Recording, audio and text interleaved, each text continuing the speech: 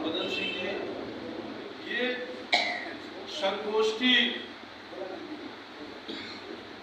यहाँ पर इसलिए बुलाई गई जिसमें मैं देख रहा हूँ कि जितने जिंदा दिली लोग हैं, ये कोई जनरल लोग नहीं हैं, ये गाजीपुर जनपद के कुछ प्रमुख लोग हैं इस संगोष्ठी में बैठे हुए हैं, जिनके अंदर कुछ न कुछ अपने अपने दृष्टि से, अपने अपने विचार से कुछ समाज को देने की तजर्बा है। ऐसी परिस्थिति में जहाँ पर सारे लोग अपनी बात को रखते हैं, ये संगोष्ठी हर साल होती है।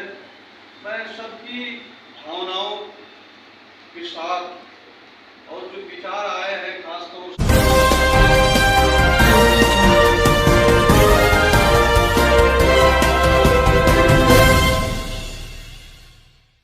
से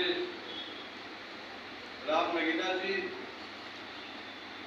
हमारे डॉक्टर साहब रामचंद्र जी, कुछ इस तरीके के ये हमारे जो संदर्भ है, जो हमारे भगत सिंह के शब्दों का भारत, जो इस संगोष्ठी का मूल विषय है जिस पर चर्चा करनी थी, चीजें लगभग अपने अपने दृष्टि से आई है। सवाल यह है कि उसमें एक बात चीजों को, जैसे संविधान इजाजत देता है व्यक्ति को संपत्ति रखने का, ये बड़ा विषय है। संविधान हमारे देश का, भारतीय संविधान अगर इसका इजाजत देता है, ये बड़ा, इस पर लंबी चर्चा हो सकती है, संवाद का विषय है। मैं चाहूँगा कि इस पर कभी हम सारे लोग मंथन करें और इस पर डिबेट जैसे होता है, बिल्कुल कुछ बातें छन करके आवें, क्योंकि विषय बार बार खटकता है। क्योंकि हमारे देश में बोधिसत्व डॉक्टर अम्बेडकर उसी दौर में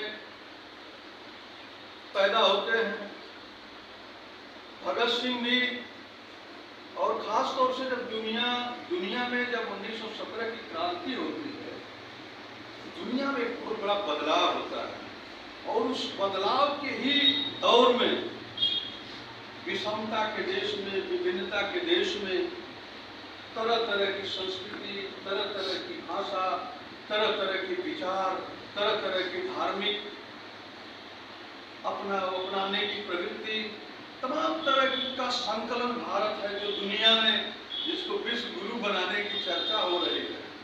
दुनिया के प्लेटफार्म पर देखिए भारत को, तो अजीब तरह का देश है, अजीब तरह की संस्कृति को मानने वाले लोग हैं। इन सारे संदर्भों को, जो चीजें समेट करके, जो आज़ादी के दौर में जो शहीद आजम भगत सिंह 23 वर्ष की अवस्था में जो दुनिया को देखने का नजरिया था। अब सोचिए, हम लोग इतने लोग बैठे हैं, भगत सिंह के सपनों के भारत बनाने की चर्चा कर रहे हैं, लेकिन नौजवान इस देश में नास्तिक क्यों, जो दुनिया में डरवाया जाता है कि भगवान आगे आ जाएगा तो हमारा ये हो जाएगा, और वो आदमी बिल्कुल निडर होकर के इस दुनिया के सामने कहता है कि मैं भगवान को नहीं मानता हूँ। क्यों नहीं मानता हूँ?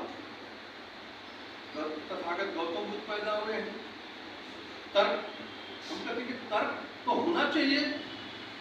वो साबित करते हैं कि हम भगवान क्यों नहीं मानते। अगर भगवान है, एक तरफ रोटी नहीं मिल रही है, एक तरफ झोपड़ी बनाने के लिए भी जगह नहीं है, और वो कैसा भगवान है?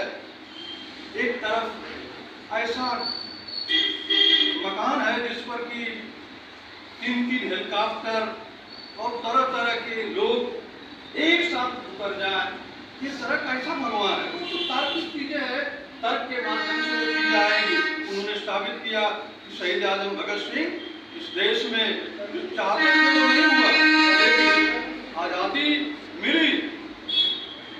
मिली क्योंकि पूरे देश के लोगों के मन में ये बात घर कर गई थी। सारे लोगों के दिमाग में एजेंडा था आजादी, लेकिन कुछ लोग डर यहाँ तक कि हमारे पार्टी के लोगों को, हमारी पार्टी के लोगों नारा भी देते थे, ये आज़ादी झूठी है, देश की जनता भूखी है, ये भी तो देख। लेकिन तरह तरह की परिस्थितियां आज इस संगोष्ठी में, चूंकि मैं आज सारी चीजें आ गई है, सबको समेटते हुए मैं कहना चाहते हैं, इस देश में बुद्धिजीवी, किसान, मजदूर सारे लोग बात करते हैं।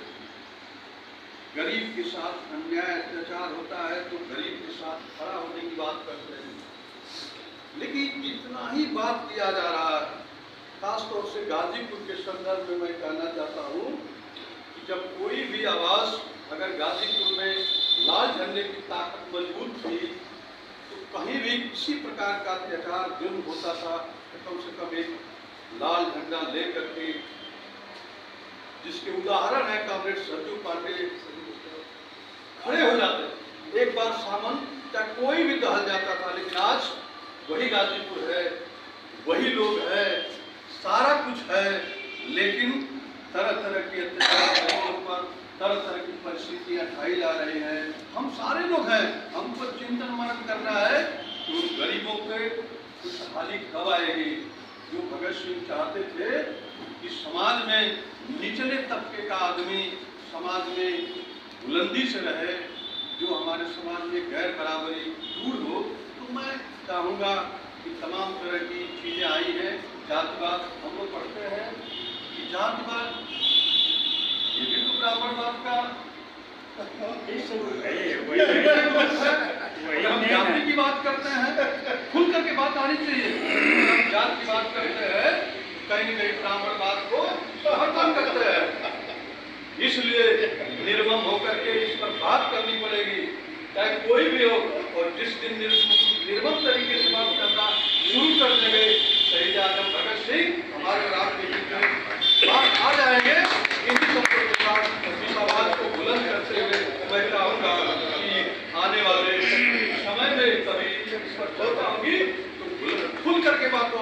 संख्या से मतलब नहीं है, कोई जरूरी नहीं है कि बहुत बड़ी संख्या हो। हम लोग इतनी लोग अगर मन करा करके एक रुकता कर दें तो मैं समझता हूँ कि गाजीपुर में तो नहीं, गाजीपुर में बहुत बड़ा परिवर्तन हम लोग कर सकते हैं। इन्हीं तस्वीरों के साथ आप लोग आए, और ये कम्युनिस्ट पार्टी जिला सेक्रेटरी होने के नाते मैं आप सबको क्रांतिकारी जय भीमलाल सलाम करते साथियों, गोष्ठी अपने अंतिम दौर में है और इस प्रकार गोष्ठी